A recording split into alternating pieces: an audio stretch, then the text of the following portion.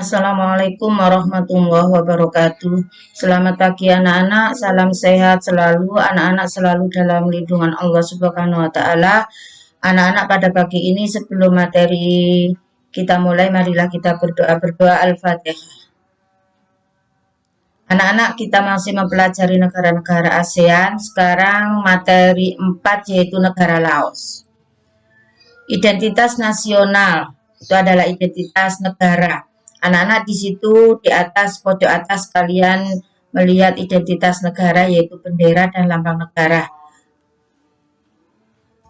Selanjutnya keadaan alam, letak dan batas. Letak astronomis Laos mencapai 14 derajat lintang utara sampai 22 derajat lintang utara dan membujur dari 100 derajat sampai 107 derajat bujur timur.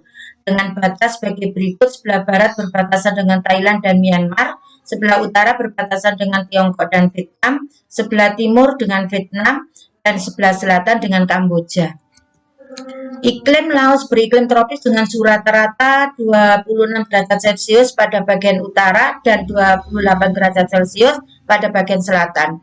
Laos memiliki 3 musim. Yang pertama adalah musim hujan yang panas terjadi bulan Juni sampai Oktober, musim kemarau yang sejuk terjadi antara bulan November sampai Februari, musim pancaroba yang kering dan panas terjadi antara bulan Maret sampai Mei. Bentang alam Laos adalah negara pegunungan dengan kawasan hutan tropis yang belum terjamah. Hanya kurang lebih 5% dari lahan mereka yang cocok untuk pertanian. Namun lahan pertanian yang 5%-nya untuk menyediakan penyediaan sampai 80% lapangan kerja. Memiliki luas wilayah 236.804 km persegi. Setengah bagian dari luas Pulau Sumatera Indonesia. Laos merupakan satu-satunya negara di Asia Tenggara yang jalan masuk ke wilayahnya tanpa melalui laut. Kawasan Laos terdiri dari 4 kesatuan geografis utama. Barisan pegunungan lipatan dari utara ke selatan yang bertopografi kasar. Lereng barat pegunungan Annam, Plato Bolowen, dan daerah lembah Sungai Mekong. Jumlah penduduk negara Laos bila dibandingkan dengan beberapa negara ASEAN, termasuk yang paling kecil, penduduk Laos tahun 2015 berjumlah 6,9 juta jiwa dengan pertumbuhan kurang dari 0,3% per tahun.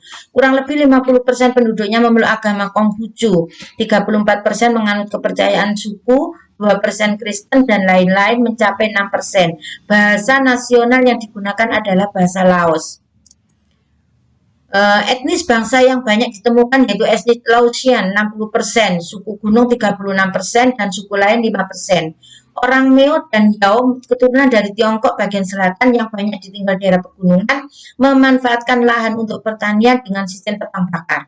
Tingkat pendidikan Laos telah mengalami banyak perubahan ke arah lebih baik meskipun kuantitasnya masih rendah, hampir 40% penduduk Laos masih buta huruf.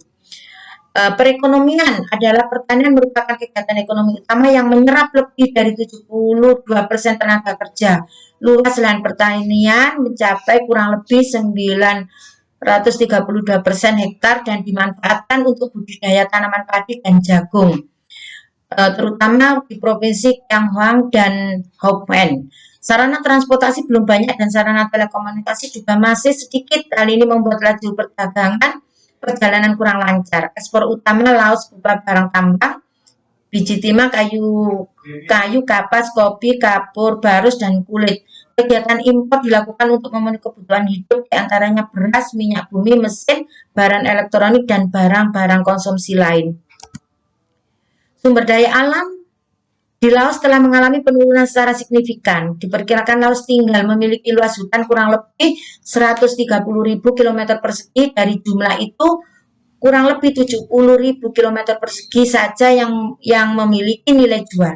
Sumber daya menjadi andalan Laos hampir sama dengan negara-negara Asia Tenggara lainnya, yaitu sektor pertanian. Selain itu, sektor perikanan, peternakan, dan pertambangan juga memberikan kontribusi yang cukup besar bagi devisa negara.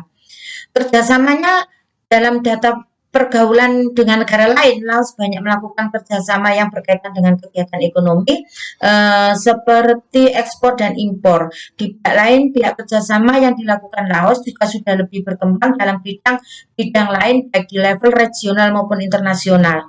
Sebagian anggota ASEAN, anak-anak Laos turut aktif dalam kegiatan kerjasama tersebut, misalnya di KTT ASEAN ke-10 yang dilakukan di Vientiane.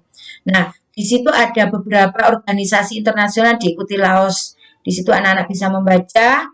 Lalu ada ASM, FAO, IBRG, IDA, IFC, dan lain sebagainya. Dan lain-lain, Indonesia dan Laos menjalin hubungan kerjasama yang baik dengan menempatkan duta besarnya. Selain itu, Laos juga terlibat kerjasama pada forum ASEAN. Anak-anak, begitulah materi pada pagi ini. Mudah-mudahan anak-anak muda menyerap materi yang disajikan oleh Bu Taufun. Dan jangan lupa nanti ada tugas, dan tugas itu dikirimkan melalui WA.